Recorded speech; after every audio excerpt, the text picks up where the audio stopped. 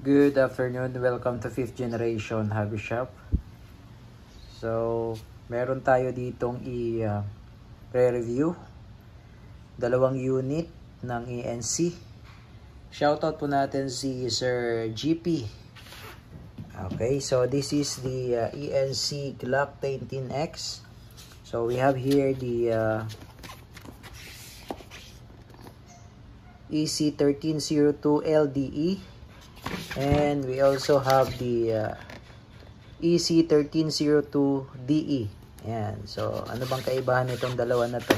So, unahin natin yung LDE, 1302 LDE. So, ito po yung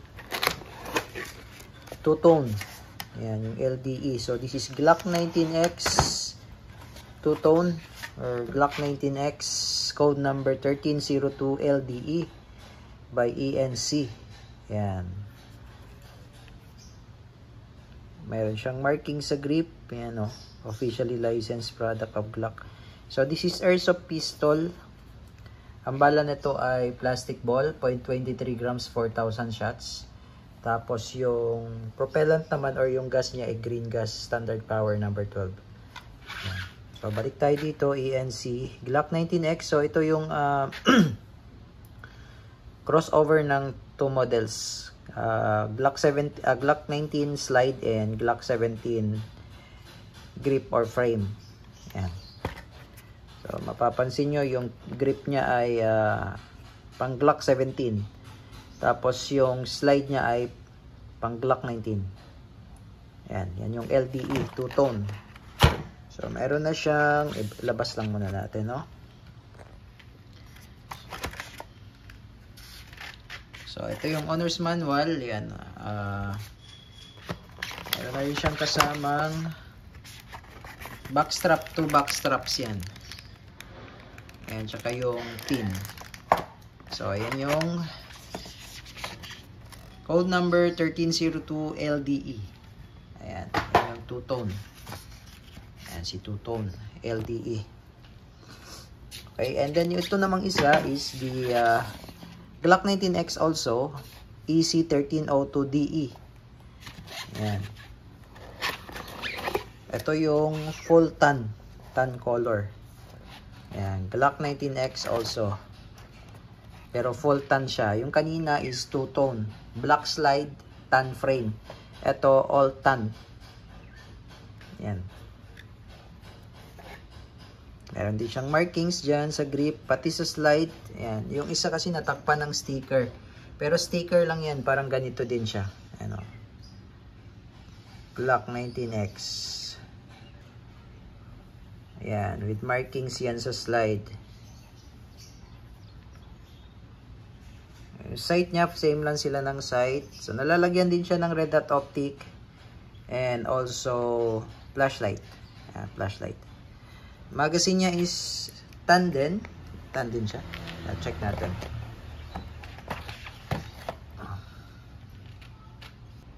Okay, so meron din pala siyang kasamang, syempre, owner's manual and the backstrap. Meron din siya kasamang backstrap and the pin. Ayan.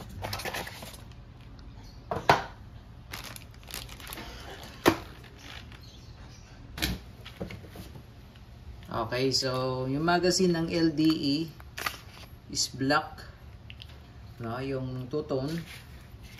And sa all tan naman, tan din siya. Tan din yung magazine niya. So yun lang. Pinag-iba nila, color lang, no? Kaiba lang yung color ng isa. Yan, pero same yung capacity. Then yung size, same lang din naman sila kasi same lang silang Glock 19X. This is Gen 5. Gen 5 to. Pares Gen 5. Yan. Pares silang Gen 5. So ito nare-remove lang to. Sticker lang yan. Yan. And this one, very smooth. So by ENC, Glock 19X Gen 5 by ENC. Airsoft pistol. Yan. So, subukan natin siyang i-EPS test kung ilan ang EPS niya. Chronograph testing tayo. Okay, so Ito pala yung back strap.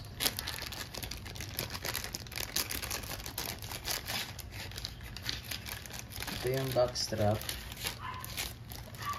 Yan, dito po yun ilalagay. Ayan. Yan. Kung gusto nyong medyo mataba yung feel ng grip, tapos meron siyang kasamang lock, dalawang lock yan. Yung isang mahaba, extra yan. Ito yung gagamitin nyo, yung isa.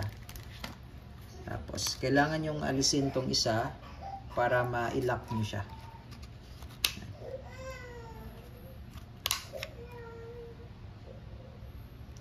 So, ayan.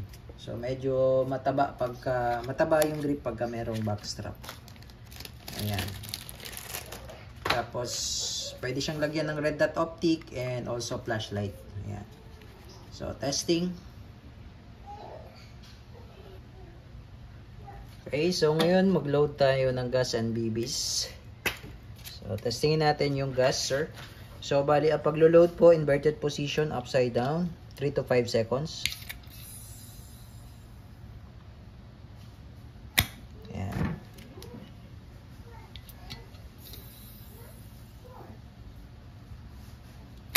Okay.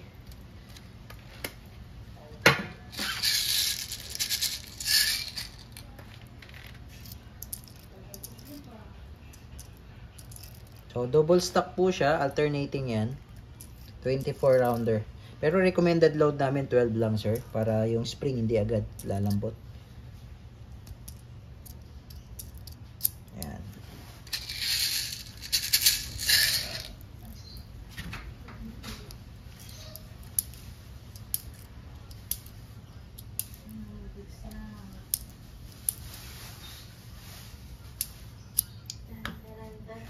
Okay, so pakita ko lang sa inyo, sir, yung pagbabaklas naman ng slide, no?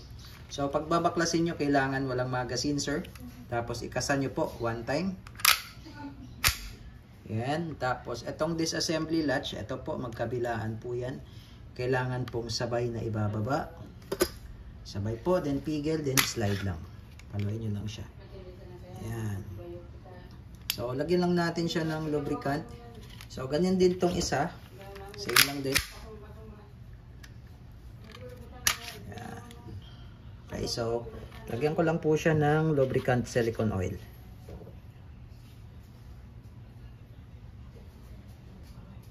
Okay, now I'm using the silicone lubricant tri-lube.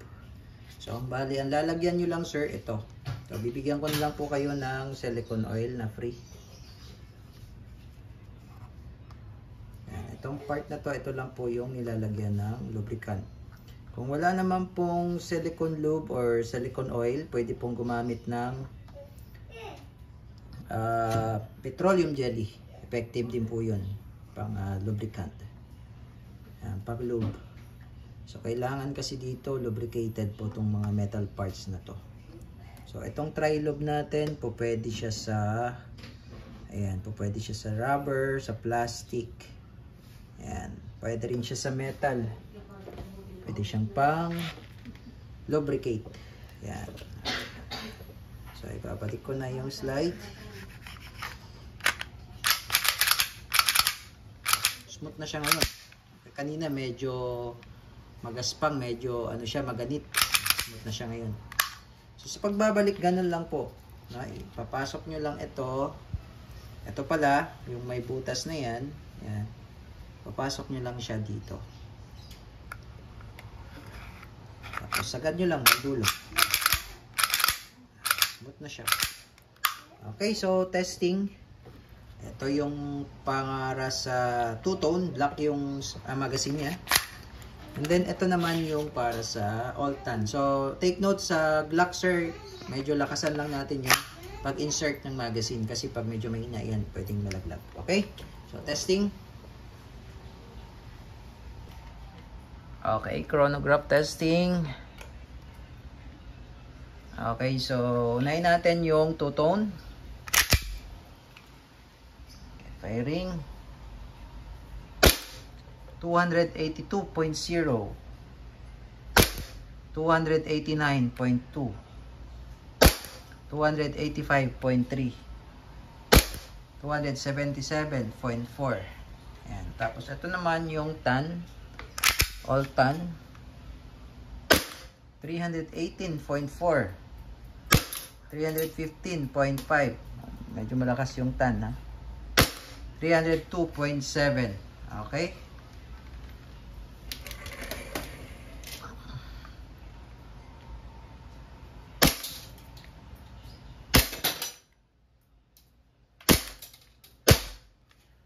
So, nag-lock na siya. Pag wala na siyang bala, nag-open slide yan.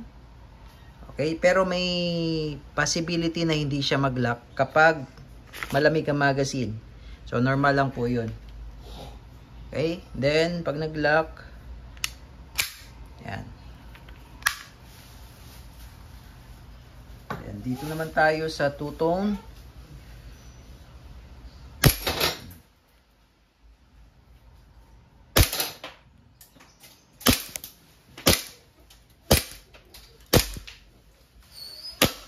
Ayan. So, nag-open slide na rin siya. Release mag. Hatak, release, hammer down. Okay. So, all goods na tayo sa dalawang unit. Glock 19X two-tone and the Glock 19X all tan by ENC.